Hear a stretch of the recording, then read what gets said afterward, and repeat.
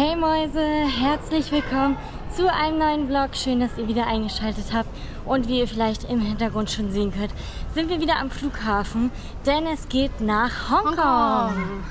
Und ja, Leute, das ist ein neues Land für uns. Vielleicht dachtet ihr, wir machen die ganze Reise wieder rückwärts, weil wir in Vietnam waren. Aber nein, wir haben uns jetzt noch mal was ganz anderes überlegt und verlassen Südostasien und es geht weiter in den Norden, denn ja, nach Hongkong. Oh mein Gott, wir haben sehr Respekt davor, weil China allgemein ist ja so fernab von allen anderen Ländern.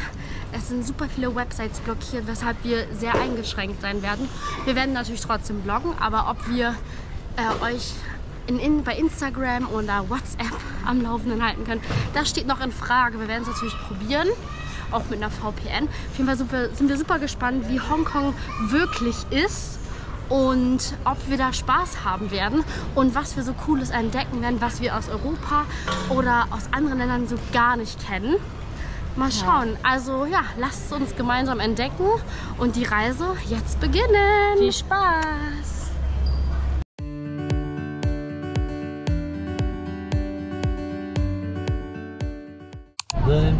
So, das ist einer der wenigen Flüge, wo wir nicht zusammen sitzen.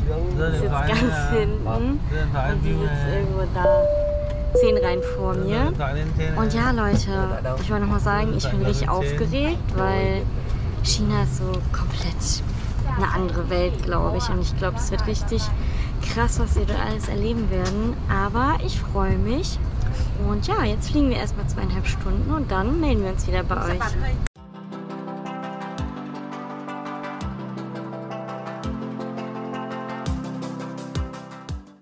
Hey Friends, wir sind in Hongkong gelandet und ja, wir sind gerade auf Toilette im Airport. Schaut mal, wie fancy das hier aussieht. Ja, auf jeden Fall haben wir gerade mal gecheckt. Die sozialen Netzwerke funktionieren hier bis jetzt alle. Also müssen wir doch nicht irgendwie uns anders umschauen nach anderen Apps, nach Alternativen und können ganz entspannt reisen. Auf jeden Fall werden wir jetzt gleich zur Unterkunft fahren und ich bin sehr gespannt, wie die Unterkunft ist, weil es eine miserable Bewertung hat, aber wir wollten halt keine 400 Euro für 3 Nächte ausgeben, sondern nur 120 Euro. 120? Ja, sogar unter 100. Okay, ich werde das nochmal genau hinschreiben. Auf jeden Fall ist Hongkong nicht Südostasien, was die Preise angeht. Deswegen, ja, ich bin gespannt. Jetzt einen. Tschüss! Nachdem jeden gecheckt hat, dass sie auf der falschen Seite steht. In Deutschland ist es zwar nicht gang und gäbe, aber in vielen Großstädten ist es so, rechts stehen, links gehen. Und wer sich nicht dran hält, wird umgerannt. Bevor wir hier rauskommen aus dem Flughafen, müssen wir jetzt erstmal Immigration-Zeug ausfüllen. Also praktisch wie so ein Visum on Arrival. Also ich kann diese deutschen Wörter alle nicht mehr. Hä? Wenn man halt ankommt, muss man so ein Visum, ein kostenloses Visum ausfüllen. Das gibt es in einigen Ländern. Kostet nicht extra, aber hier gibt es überall Tische und dann kann man das alles ausfüllen. Die fragen halt nach Name, Nationalität, Adresse, welche Flugnummer, bla bla bla.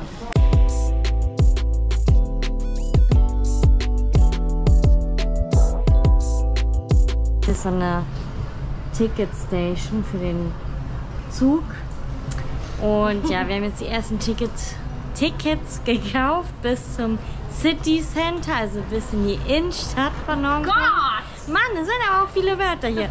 Und ja, da fahren wir jetzt hin und dann müssen wir irgendwie noch ein Ticket bis zum Hostel besorgen. Und das Ganze kostet 13 Euro pro Person und dauert 24 Minuten.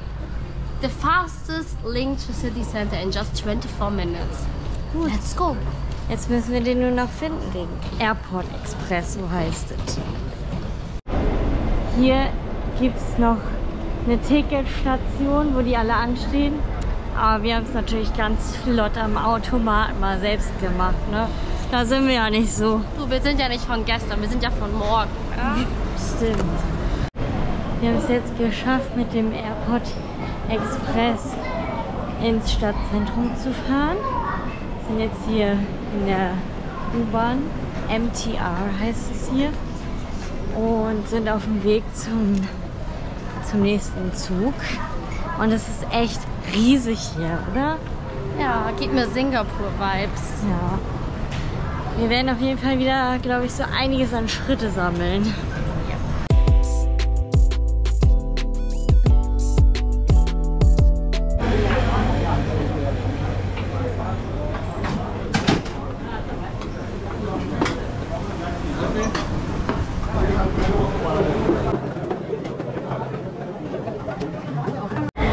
So, nicht mal eine Minute später sind wir jetzt fast angekommen.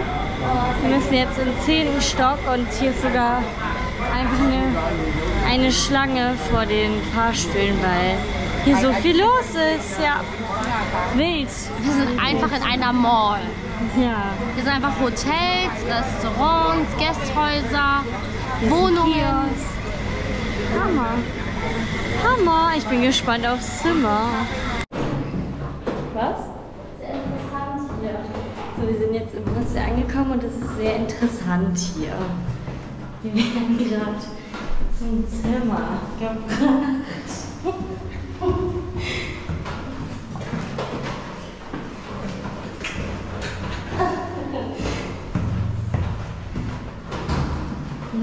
Leute, ich bin gespannt. So Leute, wir sind da. Wir zeigen euch jetzt mal direkt, bevor wir uns einrichten. Also hier kommt man rein und hier haben wir sogar einen Kühlschrank, den wir benutzen können. Dann ist hier das Wi-Fi-Passwort, ganz wichtig.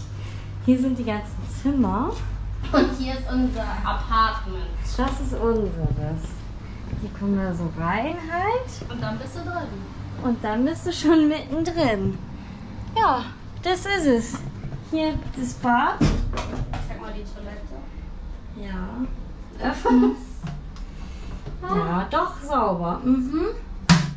Ach so, das ist die Dusche. Ja, perfekt, ne? Sogar mit Kleiderbügeln. Was will man mehr? Hier verbringen wir jetzt 3 Nächte. Komm mal rein hier, du. Ich bin schon drin. Ich kann mich nicht mehr drehen. Guten Morgen, liebe Freunde. Ja, nachdem wir gestern euch noch die Unterkunft gezeigt haben, sind wir auch direkt ins Bett gefallen, damit wir heute früh starten können. Und ja, wir haben uns jetzt ready gemacht und jetzt sind wir bereit, Hongkong zu exploren. Also kommt mit! Also wir sind jetzt wieder beim MTR, denn wir fahren jetzt gleich zur Victoria Tram. Das ist eine Tram, die ganz oben auf einen Berg hin fährt und dann hat man eine tolle Aussicht über Hongkong. Bevor wir das aber machen, haben wir uns erstmal was zum Frühstück geholt. 2 Rosinenbrötchen für $13. Und dann stehen wir jetzt hier an beim Customer Service von der MTR, denn wir wollen uns so Tagesfahrkarten holen, weil wir glauben, das wird günstiger sein, als wenn wir jede einzeln heute machen, weil wir müssen heute ein bisschen rumfahren, ne?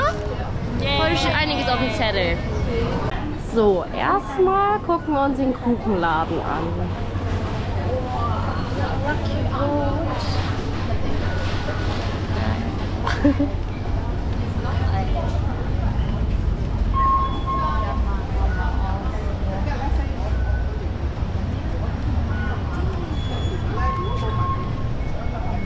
Guckt euch mal die funkelnden Augen an. Lecker. Auf jeden Fall sind wir jetzt an unserer richtigen Endhaltestation angekommen und jetzt müssen wir noch ein kleines Stück zu Fuß laufen. Und ja, ich bin jetzt auf jeden Fall gespannt auf die ersten Eindrücke von Hongkong bei Tageslicht.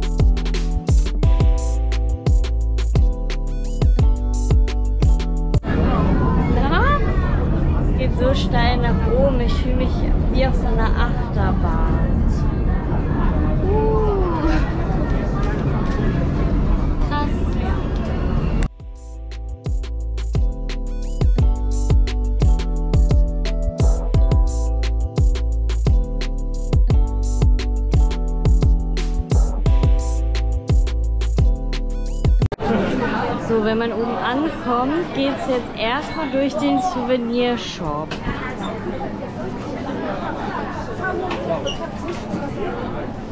Haben die schlau gemacht, die Füchse.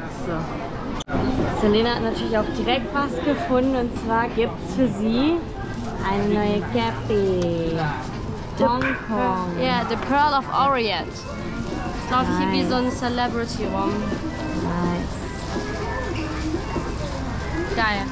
Und hier auf dem The Peak, also auf dem Berg, ist auch einfach Madame Tussauds.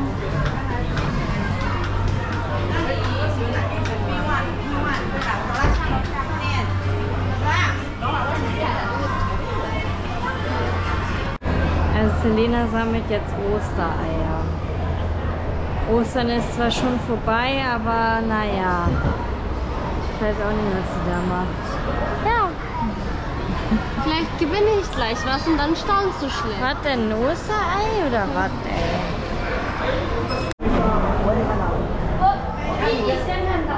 Free Entry, das gefällt uns. Da sind wir dabei, ne? Ah, das ist hier so ein Fotostudio-Ding. Hey, guck dir das an. Ja, hier, doch. Hier musst du das Foto machen. Das ist wie das Museum of Illusions in Istanbul. Ja. Nice. Nur auf Chinesisch. China. Wir sind ja jetzt in China. Na, das gefällt dir, ne? Geil einfach. Das liebe ich an Asien. Die verstehen mich.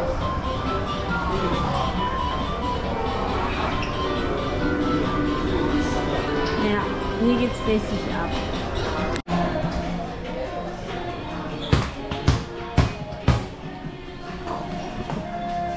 Riesig. Leute, sind in Candylicious und gucken mal so ein bisschen, was Die es so kostet gibt. einfach eine Naschtüte 100 Gramm 4,72 €. Da wirst du ja arm. Ich dachte so, wir können uns so ein paar Bonchis gönnen. Nee, 4,72 € für 100 Gramm.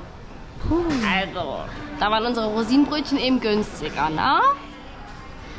Wir sind gerade in 7-Eleven und gucken mal, was es hier einfach gibt. So Hühnerfüße.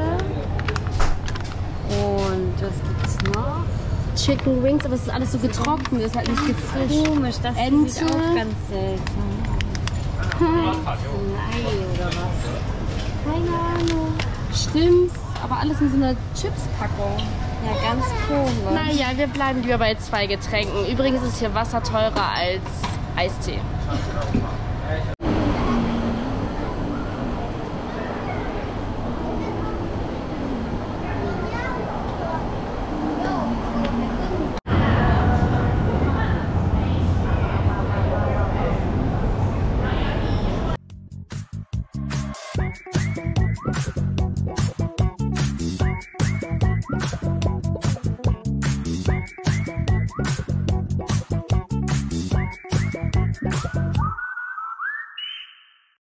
So, nach einem kleinen Spaziergang von der Peak Tram sind wir jetzt in dem Viertel Soho, was South of Hollywood Road bedeutet.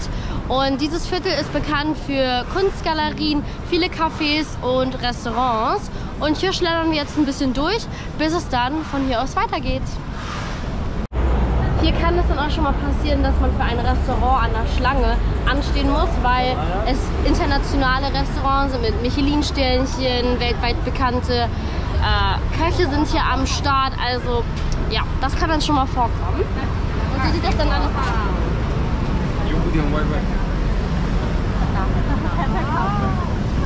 Wir stehen jetzt für ein Steakhouse an. Und ja, mal gucken, was es hier noch zu sehen gibt. Auf jeden Fall haben die hier alle richtig krasse Kameras und machen richtig krasse Fotoshootings.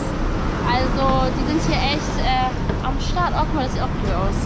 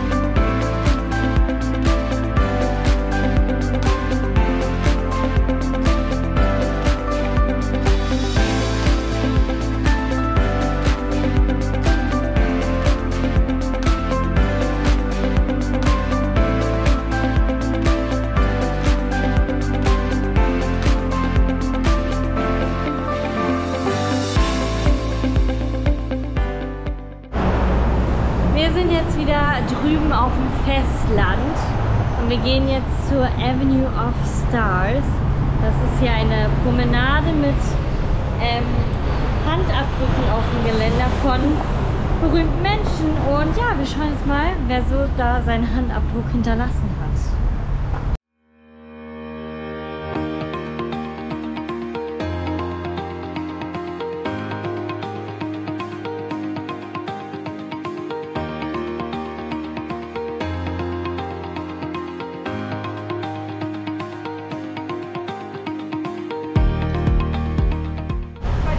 Wir stehen jetzt vor Bruce Lee. Bruce Lee hat hier seine Statue. Er hat ja Familie aus Hongkong, ne? Korrekt. Genau. Und hier ist seine Statue. Hier drehen sie jetzt auch alle Wir werden durch. fleißig Fotos gemacht. Oh. Guck sie jetzt an. Zeigt die beste Pose.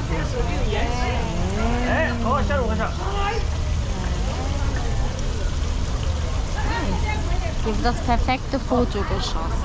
Aber wirklich. Mrs. Wong Man Lai, Actress.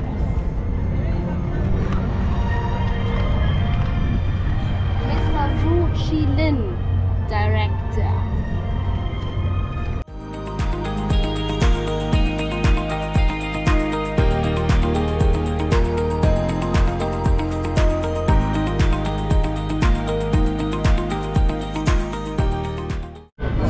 Also es geht jetzt die ganze Zeit hier so weiter, die ganze Avenue entlang. Findet man hier bekannte Schauspieler, von denen, also so ein Bild oder halt die Handabdrücke. Aber wir kennen leider keinen einzigen, weil wir keine chinesischen bzw. asiatischen Filme schauen. Also falls ihr das auch nicht tut, dann wird es nicht so interessant sein. Das ist ganz schön hier zum Spazierengehen.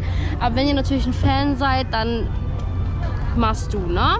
Wir gehen jetzt auf jeden Fall in die K11 Art Mall. Die ist bekannt. Das ist nicht nur eine Mall, denn die ist auch für ihre Kunst bekannt, weshalb sie auch K11 Art Mall heißt, ne? Und nicht K11 Kommissare im Einsatz.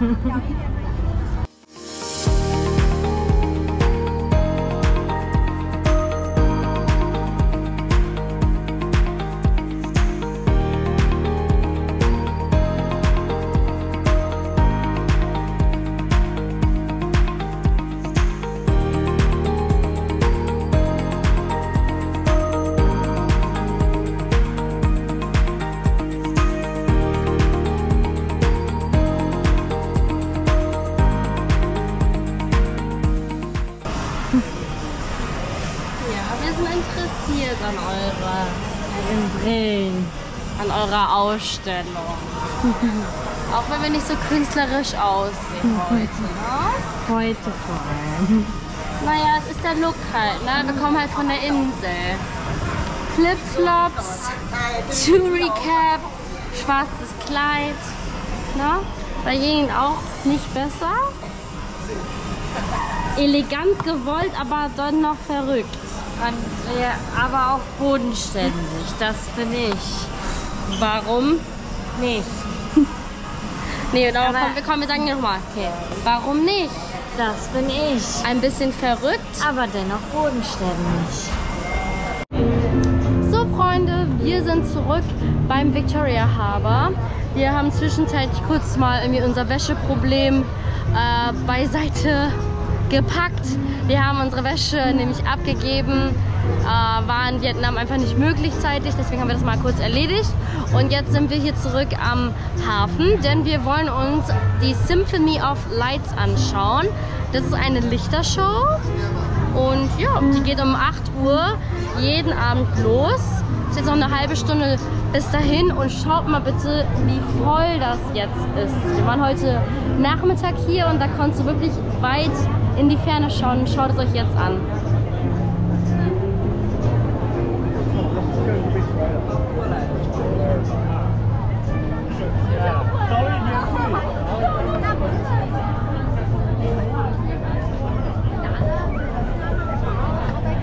Aber ich sag mal so, der Ausblick lohnt sich ja auch, ne?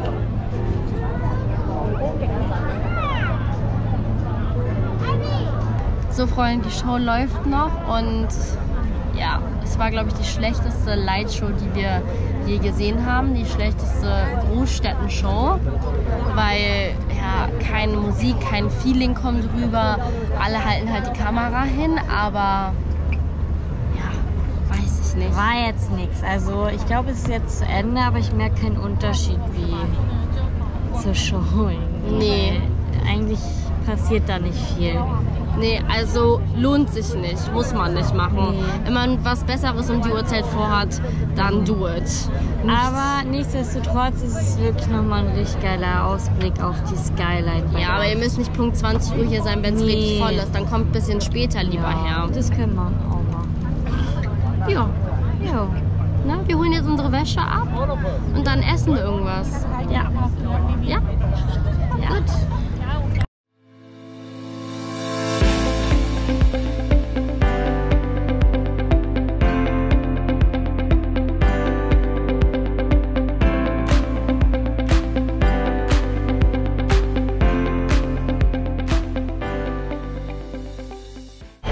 So Leute, schaut mal, wo wir jetzt wieder gelandet sind. Moment. Da, da, da. Donkey! Da, da, Donkey! ja. Genau, dieser japanische Supermarkt, der auch schon in Singapur war. Und da stöbern wir jetzt mal ein bisschen.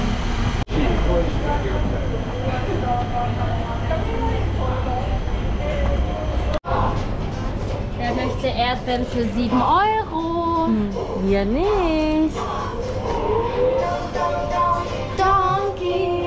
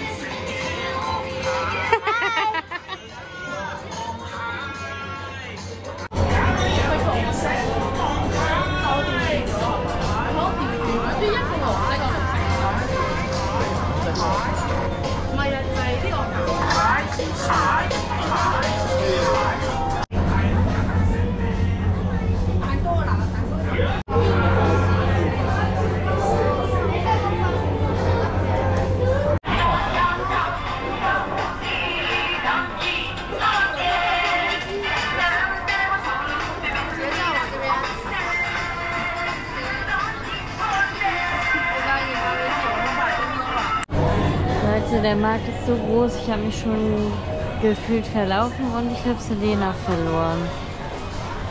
Naja, mal gucken, wo sie ist, ob ich sie finde.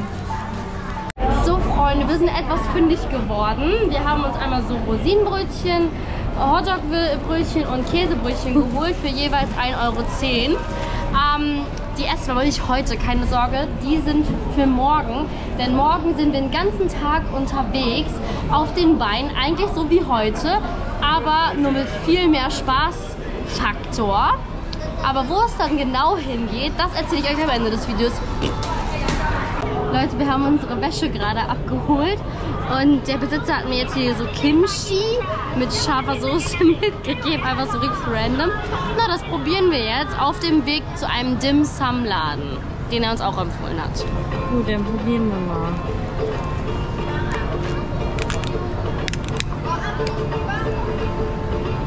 Oh, das riecht aber geil. Vorsichtig. Ich habe die Soße in der Hand. Geht's? Ich hab's. Ja. Also Kimchi ist ja cool. Das ist nicht gut. Das riecht auch gut. Okay. Taste Test. Oh, warte. Vorsicht, dass du in die Wäsche nicht fällst. Geil. Ist das scharf? Ist okay. Ja, ist scharf. Ja, jetzt kommt die Schärfe. Aber es ist richtig lecker. Richtig leckere Schärfe. Mal viel Scheinwerfer lecker. Richtig leckere Schärfe, oder? Ja, es wird schärfer und schärfer und schärfer. Aber richtig geil. Junge, schmeckt richtig gut. Jeden Stück. Doch, war sehr lecker. Jetzt wollen wir noch wieder einen Mülleimer. Ja, das dauert jetzt erstmal ein paar Stunden, bis ich einen Mülleimer finde. Das ist so in Asien so ein Problem. Es gibt keine Mülltonnen. Zumindest keine öffentlichen. Jetzt gehen wir auf jeden Fall Dim Sum essen. Unsere Unterkunft in einem Video erklärt.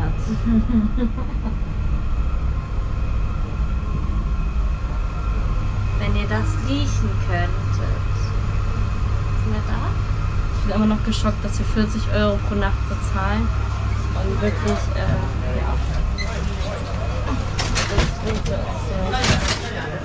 Can I go out first?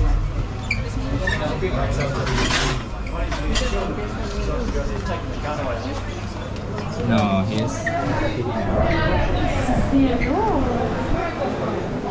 Es ist hier echt der Oberknüller. Es ist hier das größte Ghetto. Ja, wir wollten ja eigentlich Dim Sum essen oder Dim Sum, wie auch immer. Aber wir finden nichts. Es gestaltet sich alles sehr schwer. Weshalb wir jetzt gesagt haben, wir nehmen jetzt irgendwie so eine Kleinigkeit. Weil es jetzt eh schon kurz vor 11. So, wir sind eh jetzt schon irgendwie wieder voll am Rumtrödeln jetzt, was die Essenssuche angeht. Ja, jetzt machen wir eigentlich, holen wir uns einen Snack auf die Hand und dann geht's wieder zurück, oder? Ja, und dann geht's auch schon ins Bett, würde ich sagen. Und dann verraten wir euch, was wir morgen Tolles machen. Weil das wird richtig toll. Es ist zwar in Hongkong, aber es hat eigentlich, ja, es hat was mit Hongkong zu tun, aber es ist so richtig krass. Ich erzähl's euch gleich. Schön dranbleiben. Na, wir sind's wieder. Ja, Freunde, wir sind heute super viel durch Hongkong gelaufen und wir hoffen, dass wir euch einen guten Eindruck geben konnten. Wir empfinden die Stadt als sehr modern, sehr cool. Man kann auf jeden Fall hier sehr viel entdecken. Flacker, flacker, flacker. Und ja, vergleichbar mit Singapur und Dubai, würde ich sagen. Ja, ne? ist auf jeden Fall eine moderne Stadt und auch wieder so businessmäßig mit vielen, vielen Wolkenkratzern. Auf jeden Fall wollen wir euch jetzt nicht mehr lange warten lassen. Wir haben es jetzt 23:58 Uhr, wir sind jetzt auf dem geraden Weg nach Hause, denn wir müssen morgen früh aufstehen. Wir sind 25.000 Schritte gelaufen. Genau, denn für uns geht es morgen zum Disneyland. Ja, in Hongkong gibt es ein Disneyland und das konnten wir uns nicht entgehen lassen, weshalb wir gesagt haben, du, ne, das machen wir jetzt einfach mal. Komm, wir machen. Aber damit das nicht hier alles viel zu lang wird, das ganze Video, und die Leute, die sich nur für Hongkong interessieren, sich dieses Video anschauen können und Leute, die sich nur für den Disneyland interessieren, sich das andere anschauen können, haben wir gesagt, komm, wir machen daraus morgen ein neues Video. Also beenden wir somit unser Hongkong-Video. Wir hoffen, es hat euch gefallen.